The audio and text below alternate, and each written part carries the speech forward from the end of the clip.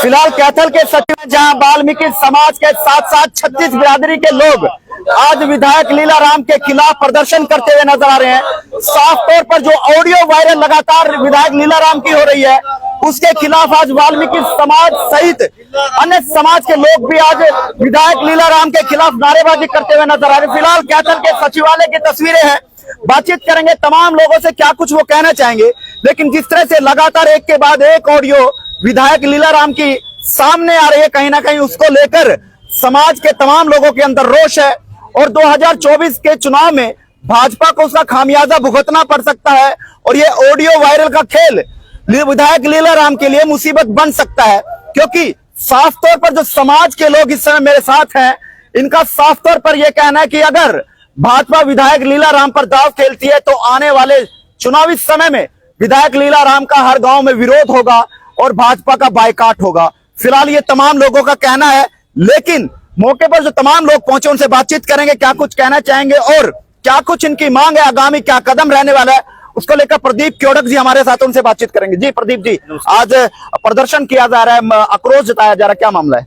Sir, हम आज बिल्कुल शांति प्रिय से जो समाज के और भी समाज के सभी युवा आज एकत्रित हुए हैं और हम इस लिए हुए हैं कि वाल्मीकि समाज के भी हमारे मौजूद लोग हैं यहाँ पे, हम पुरजोर लीलाराम का विरोध करते हैं और उसका बहिष्कार करते हैं। ऐसा क्या कारण रहा, ऐसा क्या रहा, क्या मामला रहा पूरा? लीलाराम की एक ऑडियो वायरल हुई थी और मैंने भी वो फेसबुक पर शेयर की थी, जिसका पूरे हरियाणा में आज की डेट में पूरा तहलका मचा हुआ है कि लीलाराम पर हर व्यक्ति थू कर रहा है कि थू है इसकी सोच पर।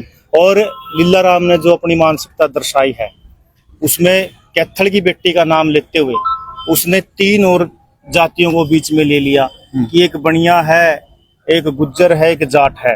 अगर ये तीनों किसी अदर कास्ट के अंदर जाएंगे, पंचायत करेंगे, तो ये घर बसाने का नहीं उजाड़ने का काम करेंगे। अब मैं मानता हूं और मैं पूछना भी चाहता हूं विधायक जी से कि आप गुज्जर बरादरी से आते हैं, क्या आपकी गुज्जर बरादरी ने ही आपको विधायक बनाया? क्या और बरादरी का इसमें कोई हाथ नहीं? क्योंकि समाज बनता है 36 बिरादरी से और 36 बिरादरी ही विधायक बना भी सकती है और हटा भी सकती है। अब उसने जो अपनी सोच को दर्शाया है उसकी हम पुरजोर निंदा करते हैं और उसका बहिष्कार करते हैं। अब 2024 के चुनाव की जो उम्मीदवारों की लिस्ट है, विधायक लीलाराम का नाम पहले स्थान पर है, तो अगर भाजपा उनको टिकट देती है तो आप लोगों का क्या रुख रहने वाला है? अगर भाजपा उनको टिकट देती है तो समस्त 36 बिरादरी मिल करके आने वाले चुनाव में उनका बहिष्कार करेंगे। और मेरा गांव जैसे क्योड़क है, बड़ा गांव है, विधायक लीलाराम अपने आप को क्योड़क गांव का बताता है और क्योड़क गांव को ही वो 2 नंबरी कहता है और क्योड़क के अंदर उसकी एंट्री भी बंद कर दी गई है, उसके नहीं सभी नेताओं की। क्योंकि एक और मुद्दा है, चलो उसको बाद में वो करेंगे उसके विषय में, क्योंकि जब इसने ना किसी भी उसमें धरने में प्रदर्शन में कोई हिस्सा लिया, ना इसने इनके गुज्जर समाज की आवाज भी इसने सही तरीके से नहीं उठाई, तो क्योड़क के अंदर भी 36 बिरादरी इसको घुसने नहीं देगी। तो भाजपा के आला कमान अगर आपको देख रहे हो, भाजपा के उच्च अधिकारी देख रहे हो, उच्च नेता देख रहे हो, तो क्या अपील, क्या कुछ कहने वाले उन लोगों से? मैं उन लोगों से यही अपील करता हूं कि एक मैच जिस तरह कह रहा जी देसी में एक मैच सारी मैच सरंद शायद है, भाजपा के अंदर इस बंदे की जुबान के कारण भाजपा को और भी कई जगह खामियाजा भुगतना पड़ सकता है अगर इसके ऊपर अनुशासनिक कार्रवाई ना की। बता दूं कि पूरे हरियाणा में वाल्मीकि समाज और तमाम जो समाज के लोग जो वाल्मीकि समाज को लेकर लगातार जो उन पर मखौल टाइप से जो ऑडियो वायरल हुई थी उसको लेकर आक्रोश जो पूरे हरियाणा में देखा जा सकता है और भाजपा को इसका खामियाजा पूरे हरियाणा में कहीं ना कहीं भुगतना पड़ सकता है। फिलहाल युवा साथी हमारे साथ काफी हैं, उनसे बातचीत भी करेंगे और लगातार आपको बताएंगे कि उनकी सोच क्या है, क्या वो चाहते हैं और आज के प्रदर्शन को लेकर उनकी क्या कुछ मांगे। क्या नाम आपका? जी मेरा नाम दुष्यंत है, मैं जाट समाज से जी, जाट समाज से हैं आप, तो वाल्मीकि समाज को समर्थन देने आए हैं? जी देखिए, कोई वाल्मीकि है या फिर कोई सैनी है, हमारे हिसाब से तो 36 बिरादरी एक है। क्योंकि पहले जो देखिए एक खाप पंचायत की जो कहा जाता था पहले कि सबकी बहन बेटी जो है एक समान होती है, और कोई ऐसा व्यक्ति जो मौजूदा पद पर भी नियुक्त किया जा चुका है और वो ऐसी टिप्पणी करे, ये मतलब बीजेपी सरकार के लिए भी एक शर्मनाक बात है। और उन्होंने सिर्फ वाल्मीकि समाज को नहीं बल्कि 36 बिरादरी के एकता को ललकारा है। उन्होंने ऐसी टिप्पणी दी है जो किसी पद जो नियुक्त व्यक्ति है उनको तो छोड़ो, किसी आम व्यक्ति के लिए भी शोभा नहीं देती है। तो मैं इसकी घोर निंदा करता हूं। और मैं 36 बिरादरी से आज निवेदन भी करता हूं कि यही मौका है, हमें दिखाना पड़ेगा कि हम 36 बिरादरी जो है एक है और हमें इसके खिलाफ खड़ा होना पड़ेगा। तो साथ साथ बात ये भी सामने आई कि कहीं ना कहीं उन्होंने कहा है कि इसकी डबिंग की हुई है, कहीं ना कहीं मेरी कॉपी जो है वो की हुई है, ये मेरी आवाज ने किसी कुछ इस तरह की बातें भी सामने आ रही हैं। देखिए, उनकी पहले भी एक ऑडियो वायरल हो चुकी है। अगर ऐसी कुछ बात है तो वो यहाँ आए, 36 बिरादरी से माफी मांगे और उसके बाद जो भी 36 बिरादरी का फैसला होगा उसे माने। तो इसका खामियाजा क्या 2024 के चुनाव में भी जो है वो भुगतना पड़ सकता है अगर विधायक लीलाराम को अगर भाजपा टिकट देती है?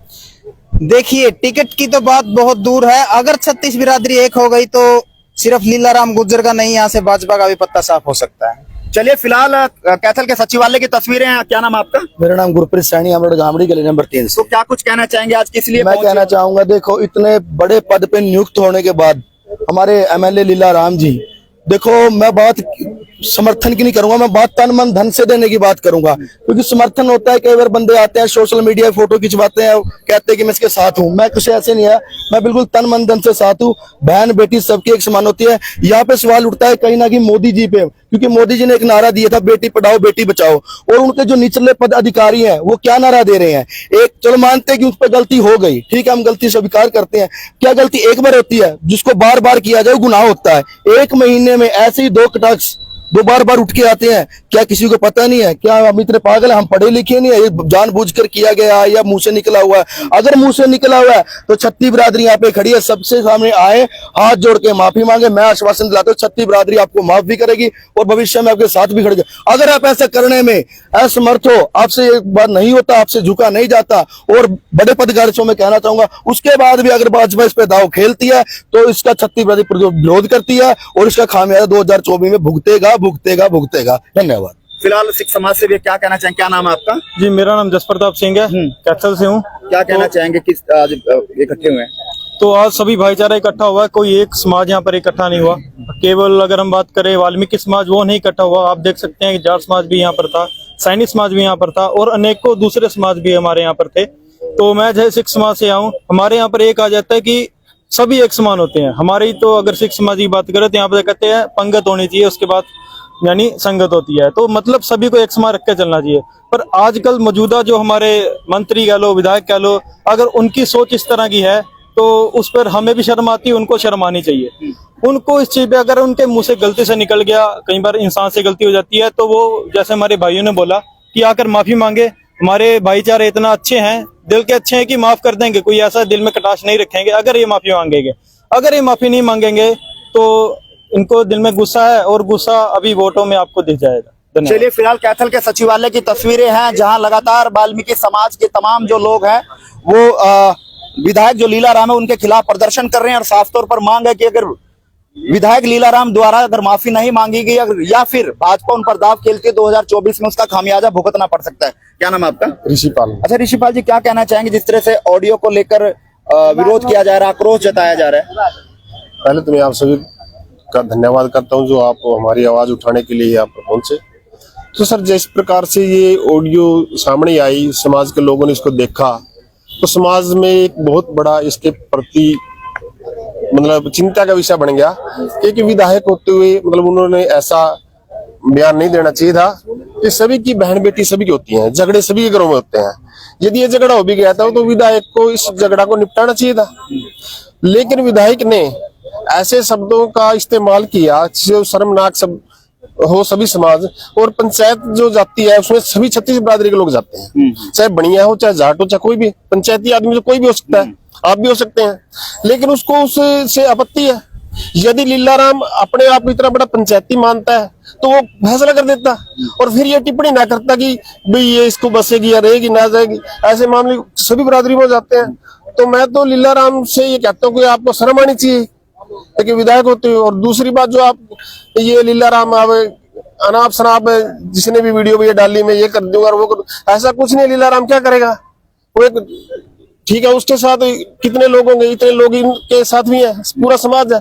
पूरे आपने देखा होगा जाट समाज से भी है, सैनी समाज से, सिख समाज से भी है। तो बहन बेटी का जो मामला है, उधर तो सरकार कहती है कि बेटी बचाओ बेटी पढ़ाओ, और उधर इनके विधायक बेटियों की बेइज्जती करते हैं जी। तो ऐसे लोगों को पद पर रहने का कोई अधिकार नहीं, तो बीजेपी सरकार को भी ये देखना चाहिए कि इनके विधायक क्या कर रहे हैं। तो मैं तो ये कहता हूँ भी ऐसे लोगों का बहिष्कार कर देना चाहिए। चलिए, फिलहाल कैथल के सचिवालय की तस्वीरें हैं जहां पर साफ तौर पर